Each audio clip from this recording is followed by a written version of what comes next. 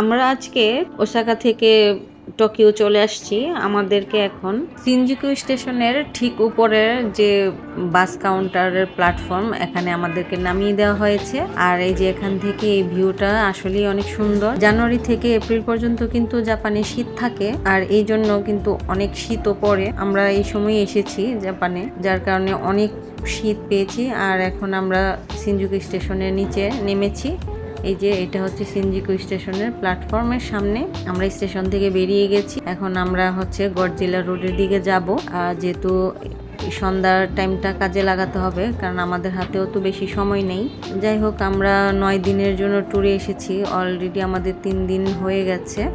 আমরা এখন শিনজুকু স্টেশনের সামনে রোড ক্রস করে যাচ্ছি হচ্ছে কাবুকুচিকো রোডে, যেটা গডজিলা হেড ওখানেই আছে।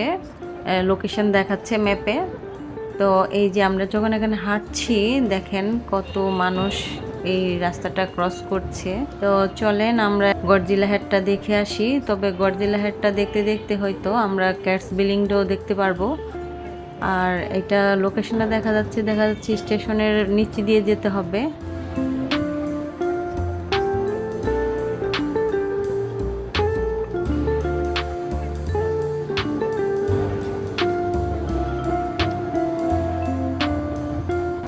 আমরা ক্যাটস বিল্ডিং এর কাছে চলে আসছি। এটা একটা ক্রসিং, সিগন্যাল দেবে যখন 15টা বাজবে এখানে হবে, তখন এটা একটা সিগন্যাল দেবে। আর সিগন্যাল দিলেই ক্যাটটা চলে আসলে আর এটা হচ্ছে মানে সবাই রোডটা ক্রস করবে। আস্তে আস্তে মিয়াও এই চলে আসছে। তো টোকিওর মধ্যে এটা কিন্তু খুব একটা এক্সক্লুসিভ বিল্ডিং এবং একটা সাইন, যেটা সবাই মানে খুবই আনন্দের সাথে উপভোগ করে। এই জন্য এই শিনজুকু এরিয়ার এই ক্যাটস বিল্ডিং, শিবুয়া ক্রসিং বলেন, গডজিলা হেড, এগুলা সবসময় জমজমাট থাকে। আর আমি যখন কিয়োতো ওসাকা গিয়েছি, ওখানে কিন্তু এতটা মানুষ দেখি নাই, কারণ ওখানে মানুষজন খুবই কম বাস করে।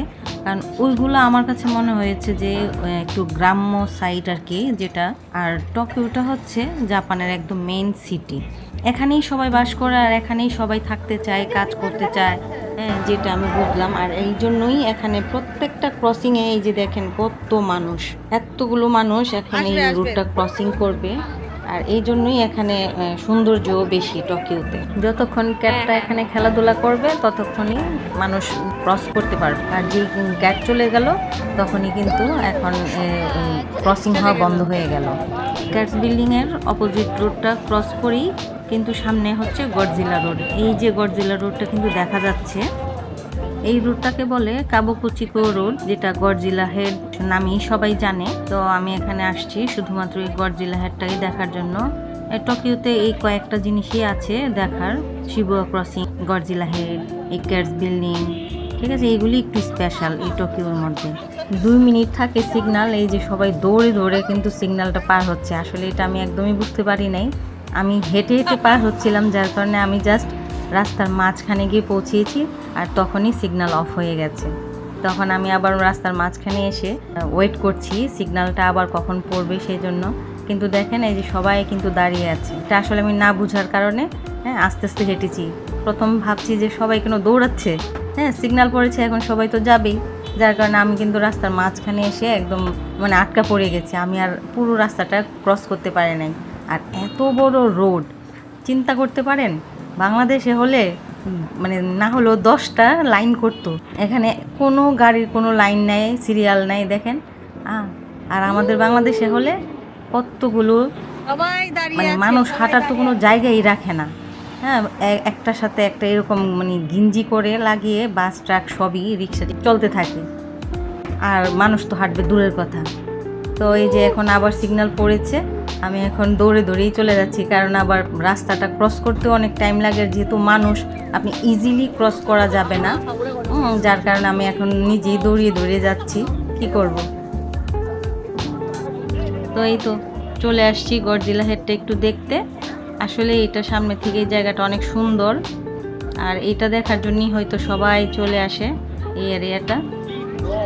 এখানে একটা এই এরিয়াটা আমার কাছে মনে হলো অফিসিয়াল সাইট, সবাই এখানে জব করে, নানা ধরনের, আর এখানে অনেক রেস্টুরেন্টও আছে। আর এখানে আমি শুনেছি যে কালো নাইট এখানে চলে, মেয়েরা নাকি অনেক দাঁড়িয়ে থাকে। তো যাই হোক, আমি আসলে যা জানি না সেটা নিয়ে বেশি বলতে চাই না, শুধু শুনেছি। তো এই তো হ্যাঁ, তো আমরা এখন এটা দেখে চলে যাব। রাত প্রায় 9টা-10টা মতো হয়ে গেছে, আমাদের হোটেলেও যেতে অনেক সময় লাগবে। এই ভিডিওটা আজকে এই পর্যন্তই শেষ করে দিচ্ছি। আবার নেক্সট ভিডিওতে আমি দেখাবো আমি অন্য কোন কোন জায়গায় গিয়েছি। Bye bye, tata.